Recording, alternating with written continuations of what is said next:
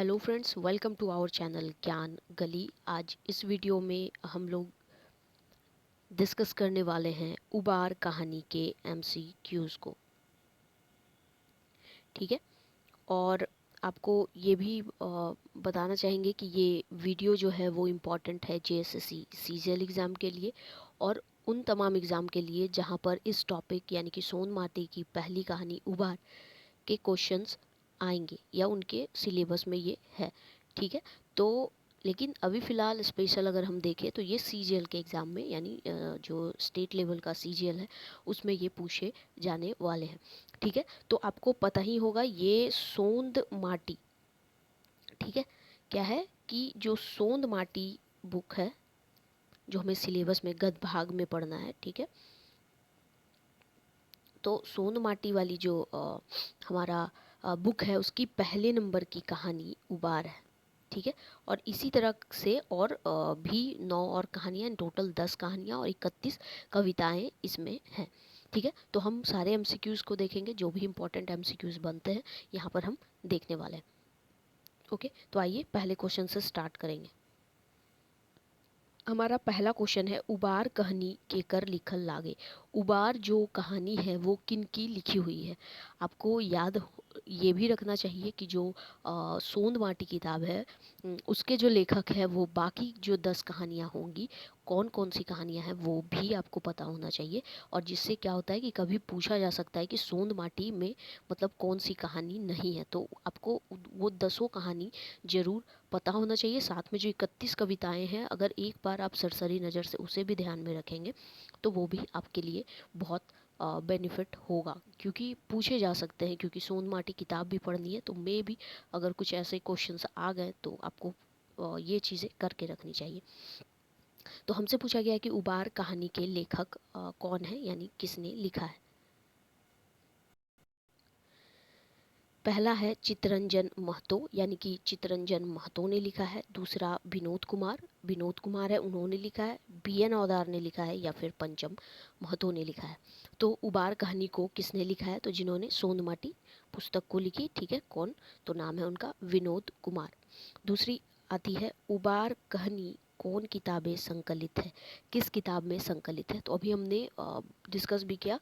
ठीक है। तो ऑप्शन क्या क्या है देख लीजिए, सोंद माटी है, छाहिर है, फरिच डहर है और खटरस है। तो उबार कहानी कौन किताब में संकलित है, तो ये सोंद माटी में संकलित है जिसे विनोद कुमार ने लिखा है। नेक्स्ट है उबार कहानी मुख्य पात्र लागे।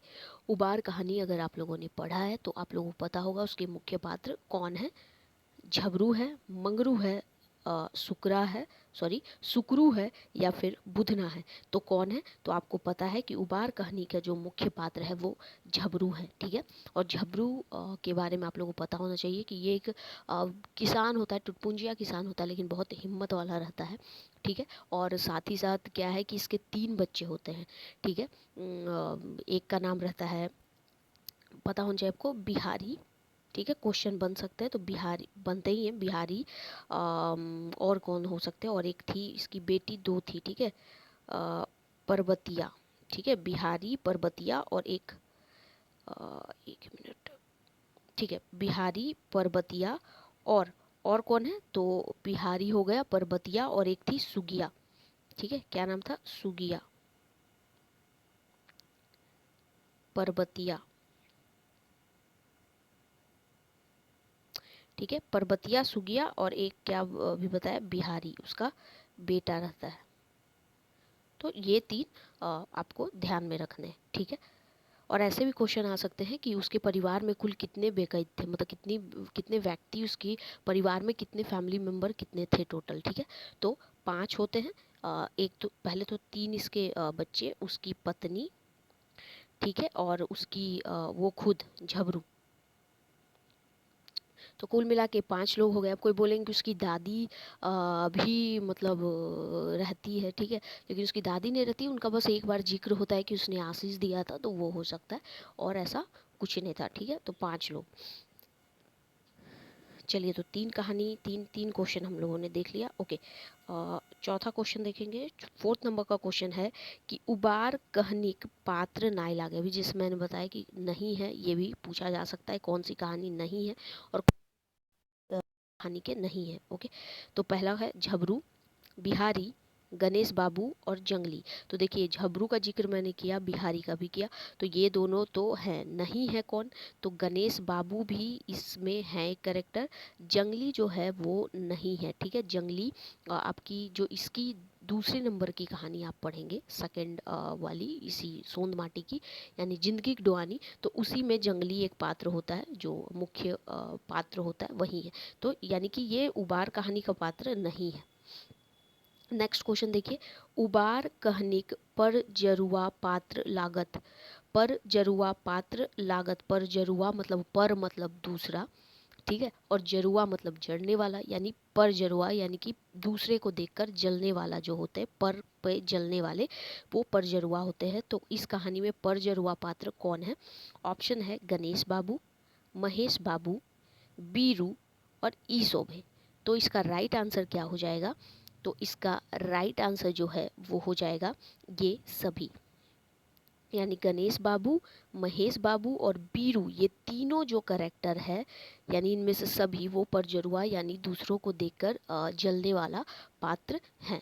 नेक्स्ट क्वेश्चन है, बिहारिक बापेक नाम रहे। बिहारी के पिता का नाम क्या होता है? अभी जस्ट हमने डिस्कस किया था, ऑप्शन है झबरू, ठीक है, ऑप्शन देखिए, ऑप्शन है झबरू, गणेश बाबू, महेश और बीरू। तो बिहारी के पिता का नाम क्या है? झबरू, यानी कि झबरू का ही बेटा है कौन? बिहारी, और बेटियां दो परबतिया और सुगिया। नेक्स्ट देखेंगे क्वेश्चन नंबर 7। क्वेश्चन नंबर 7 है, बिहारी एक दिन पुलिस निस्पिटर बनतक, जरूर बनतक ई असीस कौन देले रहे।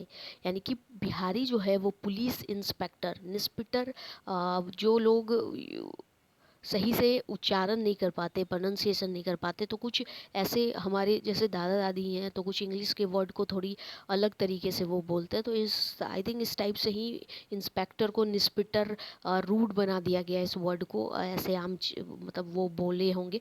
ठीक है, तो वही है यहाँ पे कि पुलिस निस्पिटर है ना, तो बिहारी एक दिन पुलिस निस्पिटर बनतक, जरूर बनतक ई आशीष कौन देल रहे, मतलब किसने दिया था? तो ऑप्शन है बिहारी माँ, यानी बिहारी की माँ, बिहारी की आजी, आजी का मतलब होता है दादी, और फिर बिहारिक नानी और बिहारिक नाना। तो उसे आशीष किसने दिया था? तो बिहारिक आजी, बिहारी की जो दादी होती है वो देती है, यानी कि बिहारी की दादी मतलब झबरू की माँ। तो कभी कभी ऑप्शन में बिहारी का आजी ना दे करके झबरू की माँ का ऑप्शन रहेगा, एंड अन्य तीन अदर ऑप्शंस कुछ रहेंगे। तो आपको क्या यहाँ मारना है कि बिहारी की जो आजी होती है वो, और अगर ऑप्शन में झबरू की माँ रहेगी तो वो भी राइट आंसर होगा। नेक्स्ट है, झबरू कैसन लोग रहे। झबरू जो था वो कैसा इंसान था? ऑप्शन है टुटपुंजिया किसान, वकील, जिमीदार या फिर मास्टर। अभी जस्ट मैंने बताया झबरू जो होता है वो क्या होता है, एक टुटपुंजिया किसान होता है, लेकिन बहुत ही हिम्मत वाला होता है। तो इसका right answer option number A हो जाएगा।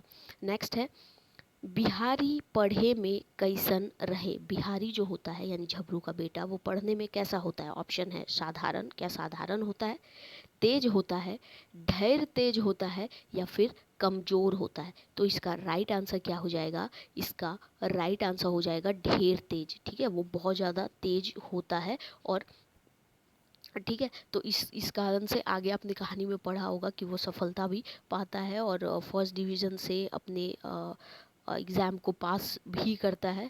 ठीक है, और साथ ही 3 महीने के अंदर ही वो क्या कर लेता है, पुलिस इंस्पेक्टर वाला जो इंस्पेक्टर का, ठीक है, जो एग्ज़ाम होता है उसको भी क्लियर कर लेता है। तो ढेर तेज वो रहता है। Next question number 10। Question number 10 है, झबरूक कई गो छौआ रहतीन। अभी जस्ट मैंने बताया झबरूक कई गो छौआ रहतीन। तो ऑप्शन है 3 गो, 2 गो, 4 गो और तो झबरू के कितने बच्चे होते हैं? 3। क्या क्या? कौन कौन? बिहारी, परबतिया, सुगिया। ओके, झबरूक छौवा का नाम रहे। देखिए अभी जस्ट यहाँ क्वेश्चन है कि झबरूक छौवा क्या नाम था? बिहारी, परबतिया, सुगिया और ईसोभ। तो इसका राइट आंसर क्या हो जाएगा? ये सभी। नेक्स्ट क्वेश्चन देखिए, माछी खोजे घाव और आदमी खोजे दाव, ई कबा काबित है ना, मतलब लोकोक्ति कौन कहनिए आयल है? तो उबार में आया है, जिनकी डुआनी में आई है, धुआं धंधा में आया है, माइक लोर में आया है, तो ये उबार में आया है। देखिए यहाँ पर तो बहुत इजी है क्योंकि आप उबार के ही सारे एमसीक्यूज लगा रहे हो तो इजीली आप मार सकते हो, लेकिन जब पेपर में 100 क्वेश्चन में आएगा तो कुछ ऐसे लोकोक्ति, ऐसे मुहावरे आपको दिए जा सकते हैं जहाँ पे क्या करोगे, आप कंफ्यूज हो जाओगे कि ये किसका है। तो आपको जितने भी लोकोक्ति और मुहावरे किसी भी कहानी में या कहीं भी नाटक में आते हैं तो आपको उसे लिख जरूर लेना चाहिए। कुछ इम्पोर्टेंट ऐसे जो किसी ने कहा किसी को, ठीक है, तो वो सारे स्टेटमेंट भी आपको पता होने चाहिए। तो माछी खोजे घाव और आदमी खोजे दाव, इस लोकोक्ति का मतलब कहाँ ये हुआ है? तो उबार कहानी में। नेक्स्ट क्वेश्चन देखिए क्या है, गणेश बाबू तिलका कुम्हार घरेक छठीक हजामत बनवैत पहर झबरू से की कहल रहे। यानी कि गणेश बाबू जो एक कैरेक्टर है, आप लोगों ने कहानी पढ़ा होगा, तो वो तिलका कुम्हार घरे का छठी का हजामत बनवा रहे थे। ठीक है, मतलब वो बोलते हैं ना हजामत, मतलब छठी में जो नाखून दाढ़ी ये वगैरह बनवाना, तो वो जब वो कर रहे थे, ठीक है, तो झबरू की कहल रहे। ठीक है, झबरू से वो क्या कहते हैं? झबरू से की कहल रहे क्या कहते हैं? तो ऑप्शन देखिए, झबरू तोय किस्मत वाला है, मतलब झबरू तुम किस्मत वाले हो। बिहारी ऐसन सुपट बेटा, सीधा आर पढ़ो में तेज, ठीक है, और ऐसन छौआ गोटे गावे नाय, और ई शोभे। मतलब ये चारों ऑप्शन में से क्या राइट हो जाएगा? तो हो जाएगा option number D is the right answer. यानी कि ऊपर के तीनों जो ऑप्शंस है वो सही है कि जो गणेश बाबू होता है वो उसे कहता है कि तुम बहुत किस्मत वाले हो कि बिहारी जैसा तुम्हारा तेज़ तर्रार बच्चा है, पढ़ने में भी तेज है, और तेरे बेटा जैसा पूरा हमारा गांव में कोई ऐसा सीधा और क्या होता है तेज तर्रार बच्चा नहीं है। नेक्स्ट क्वेश्चन है, झबरू खेत धारी केकर बारी हलय जकर संग ओगरा करे। मतलब ओगरा करना मतलब जैसे लाइक दो खेत अगर साथ में होते हैं और जब धान कटी हुआ उसकी जो देख मतलब होती है ना कि उसके रात में कोई चुरान ले, तो ओगरना, उसका ओगरना मतलब उसकी उसे देखना, ठीक है, उसका रात भर जग के उसे देखना पड़ता है। ठीक है, तो वो दोनों के खेत साथ में होते हैं तो वो वहाँ चीज़ करते हैं। तो वही पूछा गया है कि किसका, उसके खेत के धारी में किसका खेत होता है। ठीक है, झबरू खेत धारी केकर बारी हल है ना, बारी था, तो ऑप्शन क्या हो जाएगा? बुधना, यानी बुधना नाम का व्यक्ति जो है उसका, मंगरू का, सुकरा का या सोमरा का। तो राइट आंसर है बुधना, कि बुधना नाम का जो व्यक्ति रहता है उसका रहता है। ओके, नेक्स्ट क्वेश्चन देखिए क्या है। नेक्स्ट क्वेश्चन है हमारा कि बुधना बारी ओगरैत पहर झबरू के की सलाह देल रहे। मतलब झबरू जब वो लोग वहाँ पे, जाहिर सा बात है वहाँ ओगरना है, उन्हें देखभाल करनी है, तो मतलब देखना है, तो रात भर जगना होता है, तो वहाँ कुछ देर तो बातें होती है। तो उस वक्त वो कुछ झबरू और बुधना जो होते हैं वो बातें करते हैं, और उस वक्त जो बुधना होता है वो उसे सलाह देता है झबरू को। क्या देता है? ऑप्शन में आप लोग बताइए कि जोदी बिहारी कर नाव, नाव मतलब नाम यहाँ होगा है ना, कॉलेजे लिखाई देवी तो सोना पे सुहागा है। तो और अभी जैसे ये स्टेटमेंट भी पूछा जा सकता है कि ये किसने कहा है, ठीक है, ऐसे भी बोला जा सकता है, ठीक है, क्वेश्चन में। नेक्स्ट, जे बुनबे से काटबे और बिहारी जोड़ी धंगारी, मतलब दोस्ती यारी जोड़ीदार जो भी होते हैं, ठीक है, सब कॉलेज गेला असगरे छटाए गेल है, मतलब बिहारी के बारे में बोल रहा है कि असगरे छटाए गेल, तो अकेला वो छटा गया और जितने भी उसके दोस्त यार है वो सभी कॉलेज चले गए। तो और ये शोभे, तो इन तीनों ऑप्शन में मतलब या फिर ये सभी, तो इसका राइट आंसर हो जाएगा ऑप्शन नंबर डी, मतलब ये सभी की उससे ये सारी बातें वो कहता है। नेक्स्ट क्वेश्चन है कि बिहारी कलैप कलैप की ले कांदो हल, बिहारी कलप कलप के क्यों रोता है। ऑप्शन है कि मैट्रिक पास कर लूँ, 2 बछर बीत गल रहे, कॉलेज नाम नहीं लिखवाइल रहे, ठीक है, फिर घारे के दशा ठीक नहीं रहे, और ई सब दहेज के, मतलब ये सब के चलते जो बिहारी होता है वो रोता है। तो इसका राइट आंसर क्या हो जाएगा, ऑप्शन नंबर डी, ठीक है, option number D is the right answer. कि सबसे पहले तो कि वो मैट्रिक पास कर लेता है और 2 वर्ष तक उसकी मतलब बीत जाता है, फिर भी नाम नहीं लिखा होता है, और कॉलेज में वो नाम नहीं लिखवा पाता है, और घर की दशा क्योंकि ठीक नहीं होती इस कारण से नहीं लिखवा पाता। तो यही सब दहेज के, यही सब सोच के और के चलते वो रोता है, कलप कलप के, ठीक है, कलप कलप के, फूट फूट के, जैसे बोलते हैं 2-3 शब्द है, तो आप समझ सकते हो। चलिए नेक्स्ट क्वेश्चन देखेंगे कि झबरू बिहारी के की लेखे ढाढ़स बंधाइले, बंधाइल है ना, मतलब ढाढ़स मतलब हिम्मत, ठीक है, हिम्मत बांधता है उसको, हिम्मत देता है, ठीक है, और उसे कुछ बातें करता है, ठीक है। तो क्या हो जाएगा कि संतोष के डायरे मेवा फर है, ठीक है, मतलब क्या की लेखे, मतलब किस तरीके से वो उसे ढाढ़स देता है, हिम्मत देता है। तो पहले बोलता है कि संतोष के डायरे मेवा फर है, या फिर सोबले बड़का धन है संतोष, या फिर ए महीनाए नाम लिखवाई देबो। तो इसका आंसर हो जाएगा डी, यानी कि सबसे पहले तो वो बोलता है कि देखो संतोष का जो डायर होता है ना वहाँ मेवा फरता है, मेवा मतलब समझ रहे हो आप लोग क्या होता है। तो वो बोलता है कि मतलब लोग बोलते हैं ना कि सब्र करो, ठीक है, तो फल मीठा होता है, तो उसी टाइप का है कि संतोष, यानी कि थोड़ा सा आपको संतोष करना चीज़ों में, तो उससे क्या होता है कि वो उसी के जो डाल होते हैं उसमें मेवा फरता है। फिर है सबसे बड़ा धन है, सबसे बड़ा धन क्या होता है, संतोष का होता है। लाइक अगर आप अभी एग्ज़ाम नहीं हो रहे हैं सीजीएल के, तो अगर आप फ्रस्ट्रेट होकर के एग्ज़ाम की प्रिपरेशन छोड़ दोगे और नहीं करते, तो आपको अभी के लिए कुछ नौकरी 5,000 10,000 20,000 की मिल सकती है, लेकिन सीजीएल के एग्ज़ाम के बाद जब आप पास करोगे और जो वो चीज़ आप पाओगे, मतलब अच्छी खासी एक सैलरी और अच्छा खासा जगह पे रहना और सब कुछ, तो वो क्या होगा, वो संतोष के जरिए ही आप थोड़ी सी अपने अंदर संतोष करके आप एक अच्छी चीज़ पा सकते हो। तो इस वही बोला गया है, तो वही चीज़ यहाँ पर झबरू जो होता है अपने बेटे बिहारी को समझाता है, ठीक है, और फिर ये भी बोलता है साथ में कि मैं तुम्हें 1 महीने में नाम लिखवा दूंगा। नेक्स्ट है गाँवे मानिक लोग रहत, गांव के मनिक लोग मतलब बड़े लोग होते हैं ना मानिक, ठीक है, तो बड़े लोग जो होते हैं कौन कौन होते हैं, तो गणेश बाबू, महेश बाबू, बीरू और ई तीनों। तो राइट आंसर है ई तीनों, मतलब ये तीनों जो होते हैं वो क्या होते हैं, मानिक लोग रहते हैं। ओके,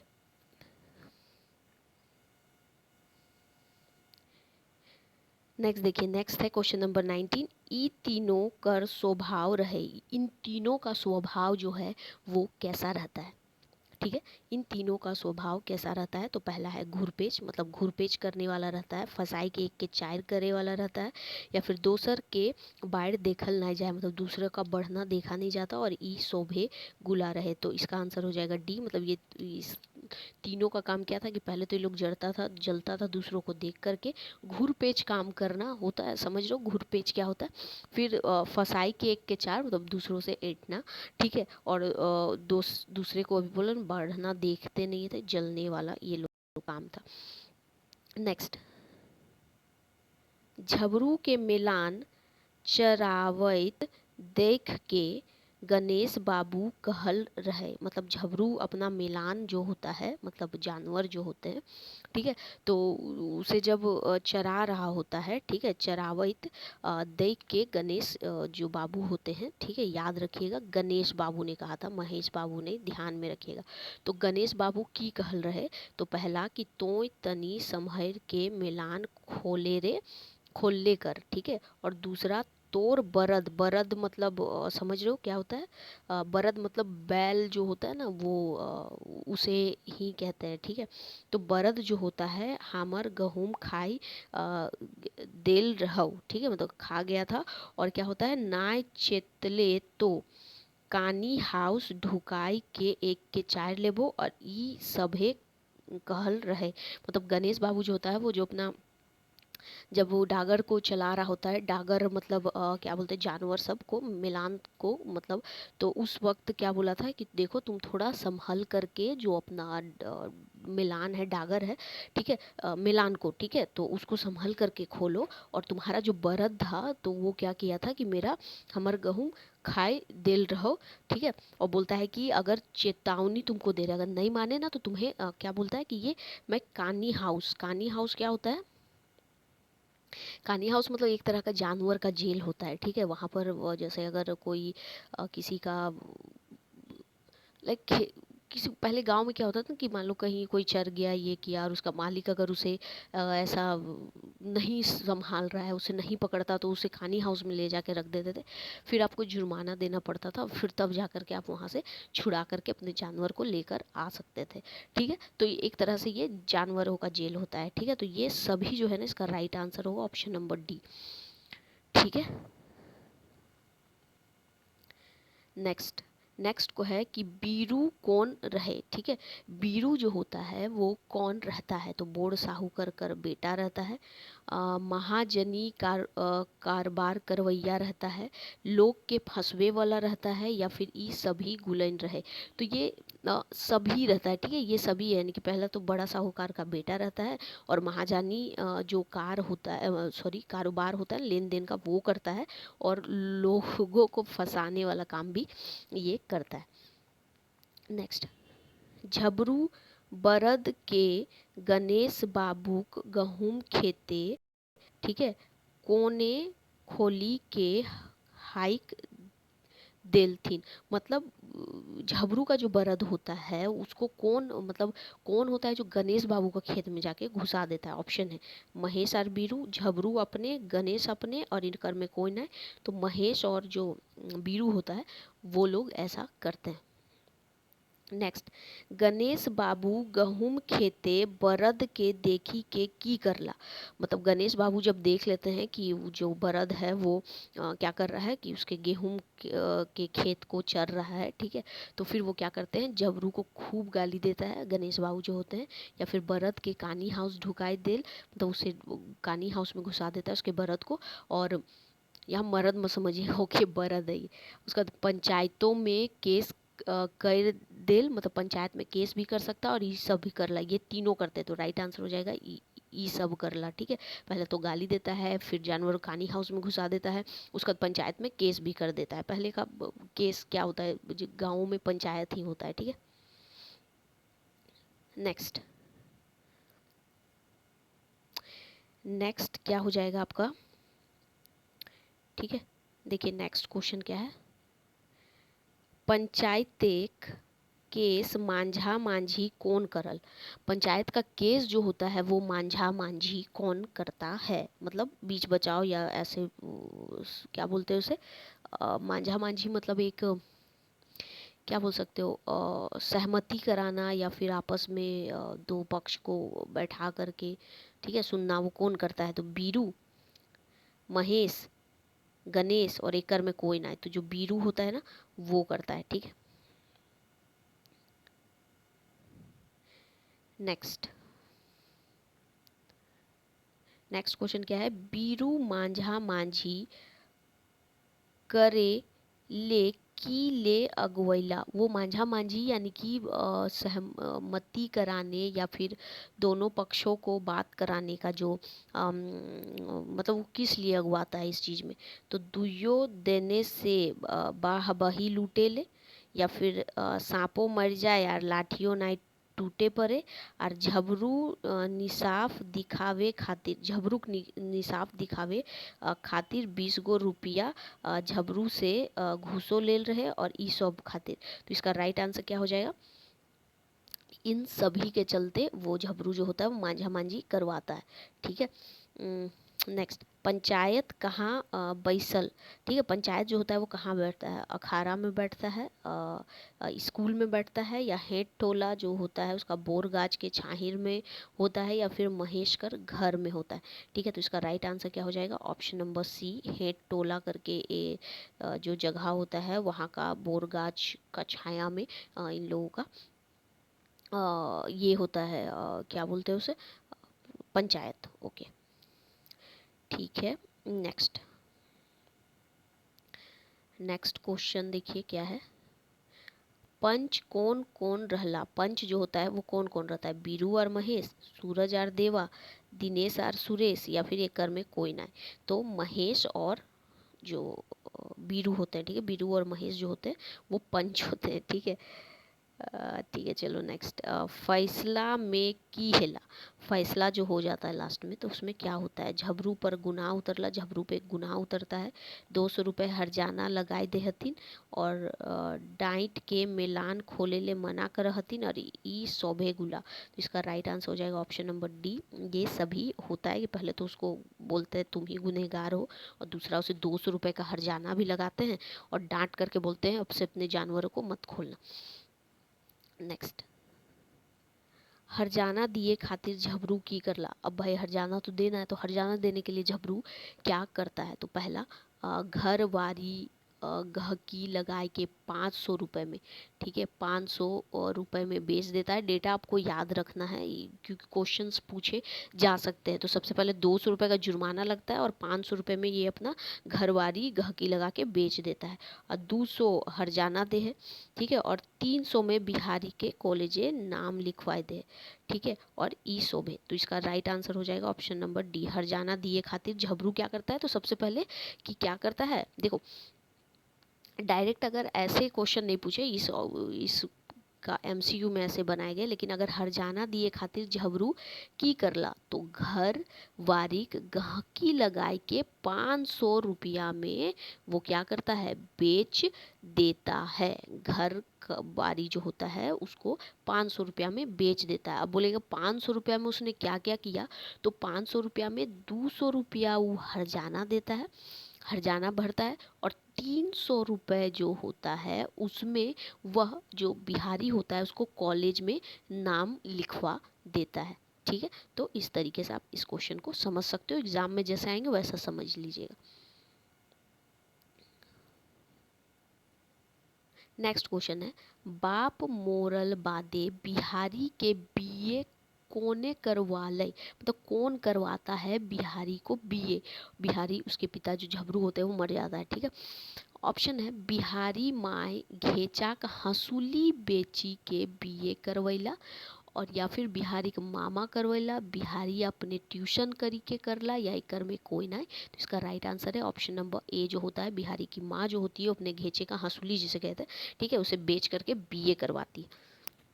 नेक्स्ट क्वेश्चन है, बिहारी इंटर कौन डिवीजन ने पास करल रहे, सुपट बच्चा रहता है ये, साथ में ढेर तेज रहता है ना, अभी हमने पढ़ा।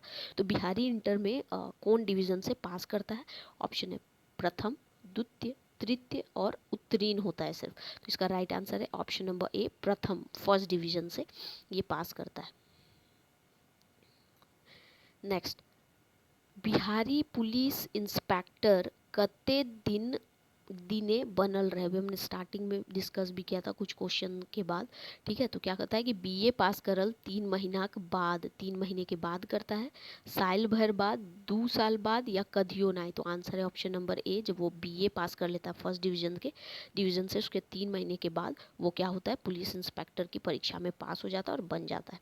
नेक्स्ट, पुलिस इंस्पेक्टर बनल बादे की कल पे लागल, सॉरी, बनल बादे की ले कल पे लागल, मतलब बिहारी जो होता है जब वो पुलिस इंस्पेक्टर बन जाता है उसके बाद वो क्यों कलपने लगता है, ठीक है, तरसने लगता है।